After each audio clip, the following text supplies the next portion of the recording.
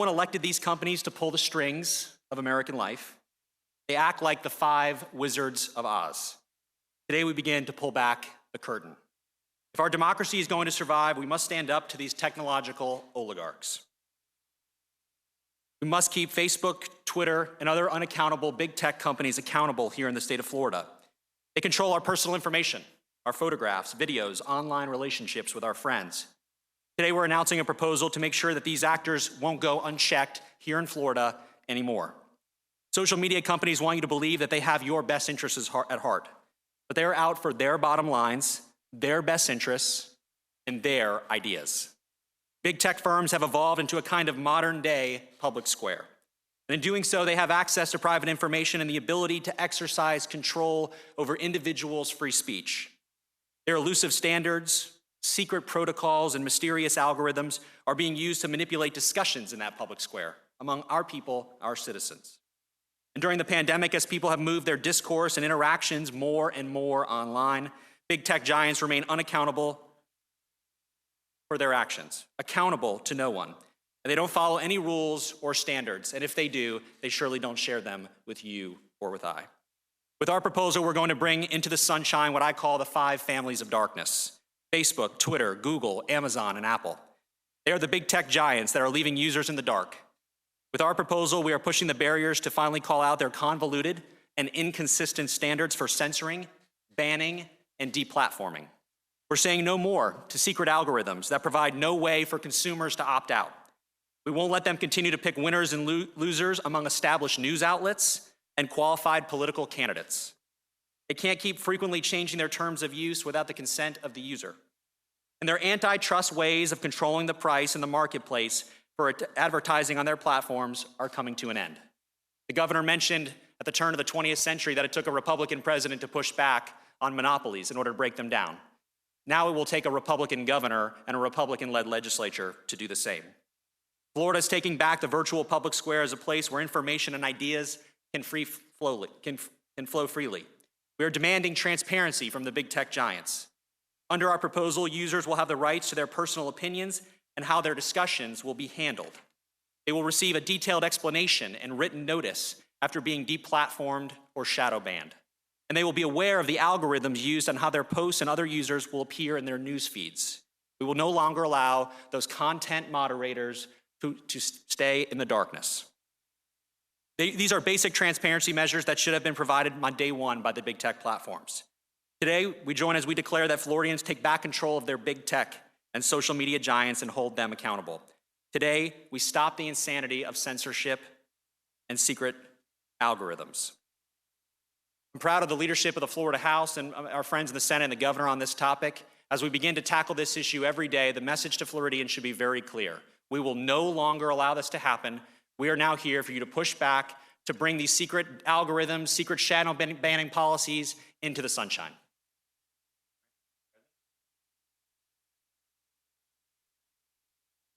Yes, and first of all, I want to say that the big tech companies has a duty to allow differing views on their public platforms. No one should be excluded, but let's be clear, they are targeting conservatives because they are engaging in political censorship. Congress has the true power to make changes to this terrible policy that big tech has to discriminate, and it's wrong. There's not much we can do as a state. Obviously, the governor and the speaker, along working with the Senate, has outlined some very good plans to work on these things. But we need Congress to act on a nationwide basis to put this into place for our entire country. I really want to thank Governor DeSantis for his leadership role in this area, the Speaker of the House, and we have 2 very fine representatives and senators here to speak to this issue more, and we're looking forward to working with the governor's team to get this finished. Thank you.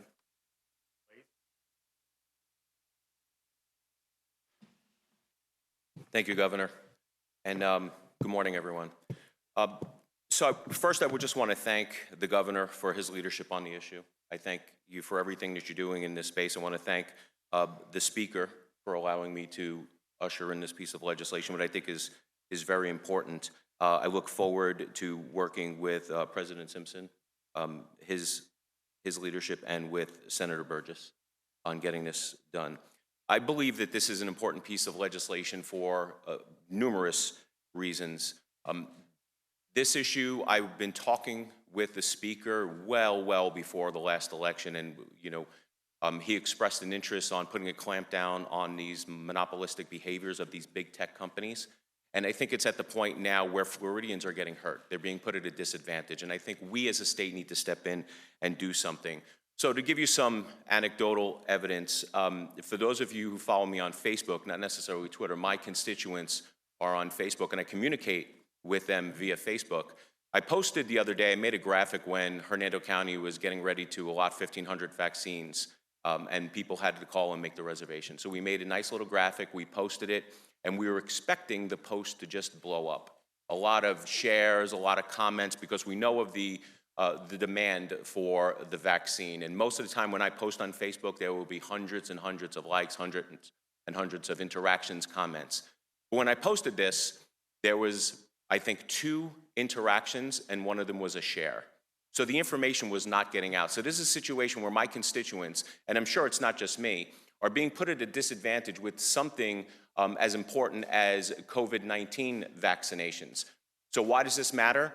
There was a county commissioner, brand new, she just got elected, and she doesn't have a large social media gathering. She posted it, and it was shared like 40 times, a bunch of comments. And I started thinking to myself, and I alerted the speaker, I said, this is what we're talking about here. This is the stuff that actually needs to change. And it just confirmed basically what I already knew, is that public discourse is actually being manipulated by these big tech monopolies. What we see and engage in simply is whatever big tech wants us to see at any given time. And that is a dangerous, dangerous position to be in. We need transparency. We need accountability. So while lawmakers in Washington can sit there and have hearing after hearing after hearing and do nothing, we in the state of Florida, under the leadership of Governor DeSantis, President Simpson, and Speaker Sprowls, are actually going to do something about it. We are going to step up and take action.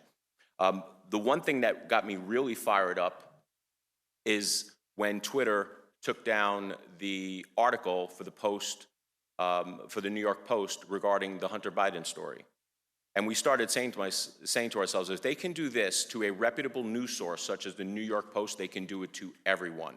And that should be scary. It should be scary for legislators. It should be scary for constituents. It should be scary for the press, that you have one set of people controlling what we see, what we hear, and eventually, if we only see and hear what they want, they eventually control the way we think.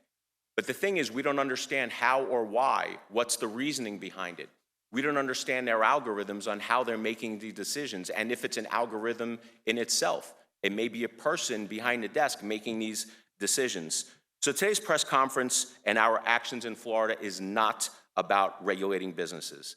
It's about protecting Floridians from monopolistic big tech behavior. It's about demanding transparency. It's about demanding consistency. So regardless of ideology, we should not live in fear that we may lose our voice just because someone in Silicon Valley doesn't like what we have to say. Nobody should have the content, the information, and the ideas they post in the public sphere to be secretly controlled and manipulated. So in short, I guess the best way to sum it up is this. You cannot win on the battlefield of ideas if big tech takes away the battlefield. All right, Annie?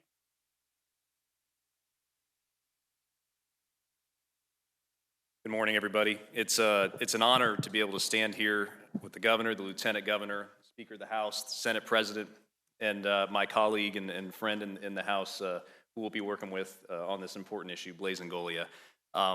This is not a new problem, but this is an issue that I kind of view as an issue of first impression, and it's really something that the state of Florida is leaning forward on, something as critical as this when it comes to our rights as Floridians, but more fundamentally as Americans. The First Amendment states that Congress shall make no law prohibiting the free speech exercise thereof or abridging that freedom of speech. And it seems to me that the government has explicitly granted immunities to Facebook and Twitter and others under the federal law in Section 230. And as publishers of third-party content, they should not be allowed to discriminate based on content and ban individuals just because they don't agree with your viewpoint. the end of the day, this is about selective censorship. And to me, it's really about a double standard. Regardless of a person's background, political history, religion, race, gender, or any other identifying measure, these big tech platforms cannot and should not be the sole judge, jury, and executioner of Floridians and Americans' rights. For better or for worse, social media has become a major part of our everyday life and society. And as a father with 3 little kids, and I know that we've also got some young dads here too, standing behind me, I'm very concerned about that for a lot of reasons. So these unilateral actions just compound the problem. And the actions that we've seen in recent weeks, it sets a terrifying precedent that I believe must be addressed appropriately. We hear from constituents every day about this issue. In fact, for me, my passion on this really stemmed from a local constituent who I've known for a very long time, local professional, very involved in the community. He came to our office shortly after we were elected and said, hey, I was banned by Facebook. I can't get an answer, I've tried. I was wondering if your office might be able to help us. So we did, we tried. And eventually we were able to get a response from Facebook, and to our constituents' dismay, he was labeled and classified as a dangerous person and a part of a dangerous organization. This is, I mean, imagine being labeled that and not knowing why, not having a reason, and not necessarily doing anything that would ever rise to the level of something such a horrible label. So this person, because we were able to finally extract the answer, unfortunately the window of time to where they could reenact their account based on his rebuttal to their determination had run. And so all his intellectual property is gone forever. This is the problem we're trying to address, and it's an honor and a privilege to be able to stand before these leaders and hopefully help get to the heart of this issue and do what Florida can do to protect our rights. Thank you.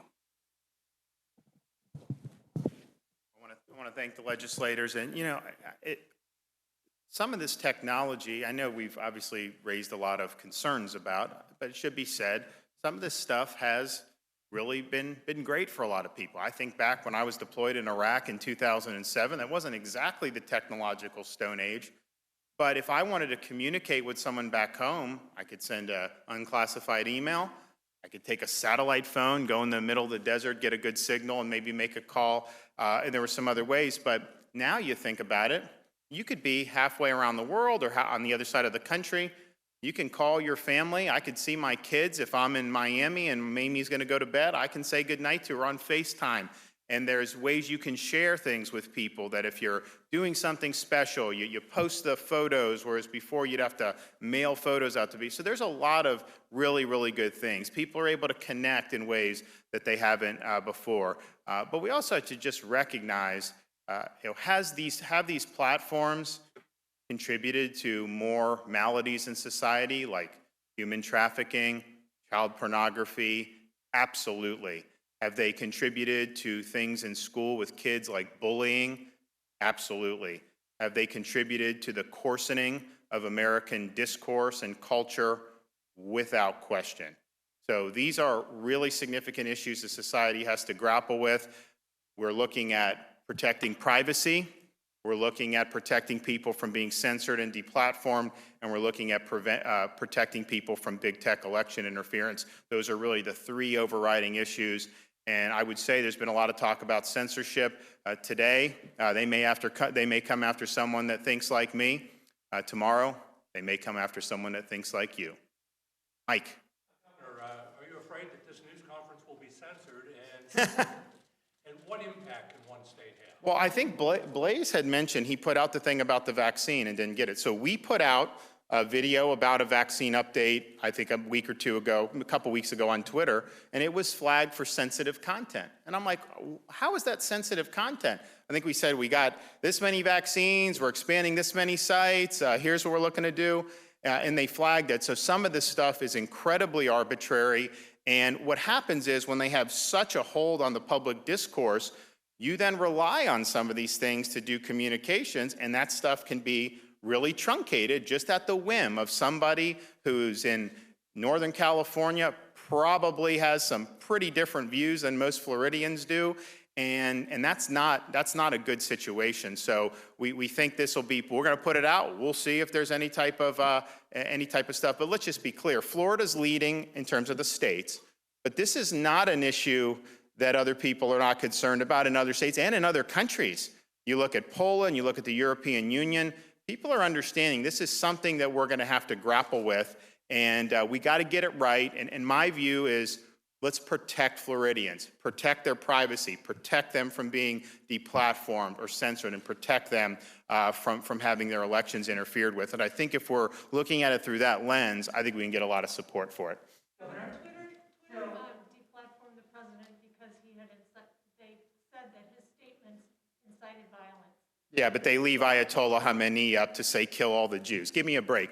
They are not principled in this. They have so much garbage and filth on that platform all the time. They did not censor people when they were using those platforms for the rioting that occurred over the summer. So their excuse doesn't hold water. And He said that a candidate will not be allowed to be. so, for example, I think what we would say is, so here's what I would say. So we have the qualifying in 2022. So say you qualify for U.S. Congress, you have your Facebook, your Twitter, and it's not just that. What really, I think, scared me was the decapitation of Parler. It wasn't just some of that stuff. It was the web hosting, the payment processing, take away your email, your text. You could totally neuter a candidate's ability to communicate and execute a campaign plan. So once we have that situation, they can't deplatform you without consequence. And look, I don't know that there has been, in 2020, we'd have to look, I don't know that there has been a candidate that got wiped off the map. But you see the way this is going, and I think that protection is very well warranted, and I think it should be there. And just think, if you're in October of 2022 and you have a state Senate race or something, and they deplatform one of the two candidates, that's going to have a huge impact on the outcome of the race. And if a Floridian had me over if I was running for, they have me over, we buy food, we buy some signs, I give a speech, that's a contribute. We have to account for all of that because that's helping me further my candidacy.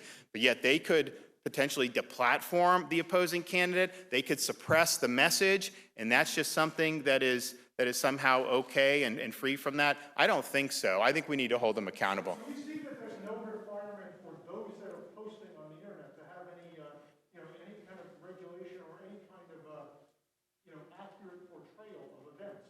Because a lot of this is, the deplatforming seems to be driven by somebody did something that provoked the platform's attention. Well, I think it's been done in a way that's completely unprincipled. They mentioned the Hunter Biden. Hunter Biden's story was true, okay? We now know it was true. And the typical corporate media outlets, they just chose to ignore it. Obviously, they wanted to beat Trump.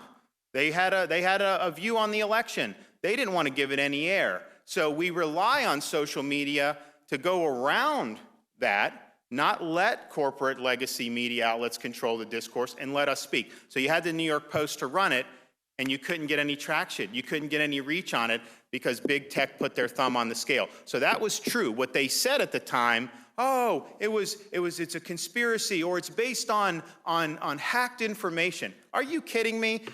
You're trying to tell me if there was hacked information that could damage me, you guys wouldn't print it? Give me a break. You can whiz on my leg, but don't tell me it's raining. You guys would print it every single day if you could, and big tech would allow it to proliferate every single day, 24/7.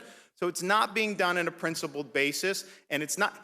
There's threats on me. And it only gets taken down if law enforcement goes and tells them to do it. Otherwise, it just stays up. They're not moderating any of that. So they haven't done a good job in it. The thumb's always on the scale in one direction. And we just need to bring some protection for folks. I really, really worry when you have a business owner that may rely on some of these tools to do small business. If they engage in wrongthink or they go to the wrong political event, then all of a sudden they can act in concert and just take you off. You need to have protection against that.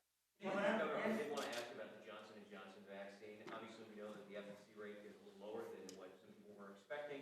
So my question is, are we going to prioritize that vaccine to maybe be less vulnerable in Florida once it's received, and then give Moderna and Pfizer to those who are more vulnerable? Well, look, I made some comments yesterday. when the headline is Johnson & Johnson less effective than Pfizer and Moderna, look, it was, in the US, I think it was 77%, but what they did, they averaged all the efficacy from around the world, and they came up with, I think, 66%. But that is for preventing infection. After 28 days of J&J, it was 100% effective at preventing death and virtually 100% effective at preventing hospitalization. So to me, you have one dose, you take it, no freezing, just put it in the refrigerator. It potentially can be produced at a mass scale. This is remarkable good news. This is tremendous news. And yes, maybe you focus that on younger people and maybe offer the elderly the Moderna and the Pfizer, but the Moderna, that's a 28-day regimen too. I mean, that's not kicking in until probably even after 28 days. So this Pfizer is really good. And at the end of the day, getting infected and being asymptomatic or having a fever for a day, I mean, obviously, you'd rather not have to deal, but that's a normal malady. J&J basically takes this virus and transforms it from something that can be life-threatening to certain people to something that you will absolutely be able to deal with. Not only you won't die, but you won't even go to the hospital. So that is good news, and that's something that we really, really need to be supportive of. Once we figure out how much we're getting, whatever the feds send us, then we can make determinations about the best way to use it. There may be some folks who are seniors who may prefer J&J. Who knows? We'll see. Once it starts getting used, there'll be people that'll kind of wait, and then once it starts being used, we'll be able to see. And I also think the FDA should figure out a way to get this AstraZeneca approved. They're using it in Britain. I think they've done 1 million shots in Britain, and I don't even think we're even close to having it approved here in the United States. And again, the AstraZeneca, I think, is similar to J&J. It's 2 doses, but the severe disease and death, it does a really good job of neutralizing that. And to me, that's the name of the game. That's what we're looking for. Governor, do you have an idea what this protection might look like? What the boundaries are for not deplatforming? Well, so I think I talked a little bit. I mean, so the Attorney General can bring action against the companies. And so if you are advertising as being an open forum, and then you're not following through with that, you're violating your own terms of service, you're changing terms of service willy-nilly, then they can go. There's also private right of action potentially. So that's really the mechanism. It's less government in terms of the platforming, regulating, saying, hey, and more relying on people to vindicate their rights. But I actually think that that's effective in this regard. And who would think, me sitting here, someone that supports a lot of legal reform, supporting a cause of action with big tech, because I think it could be effective. Yes, sir. COVID liability protections for healthcare. How far do you think those protections should go for the healthcare industry, specifically our long-term care centers that 35%? The long-term care should be protected, and here's why. We're vaccinating the folks. All the seniors at this point have been offered it. Now more will take it because some didn't want to do it. They wanted to see how it would go. Then when you go back for their second dose, more people sign up for the first dose. But here's what we have to do. Once you go through that, you need to open it up entirely. I mean, we obviously push to have visitation, but a lot of these folks are very worried about liability. And here's the concern. The less normal the daily routine is for those seniors, the more problems you're going to have with loneliness, with despair, with all these things we've seen for months and months and months. And so we should say, got the vaccines in there. Obviously, as more seniors get there, if more need it, we'll keep doing it.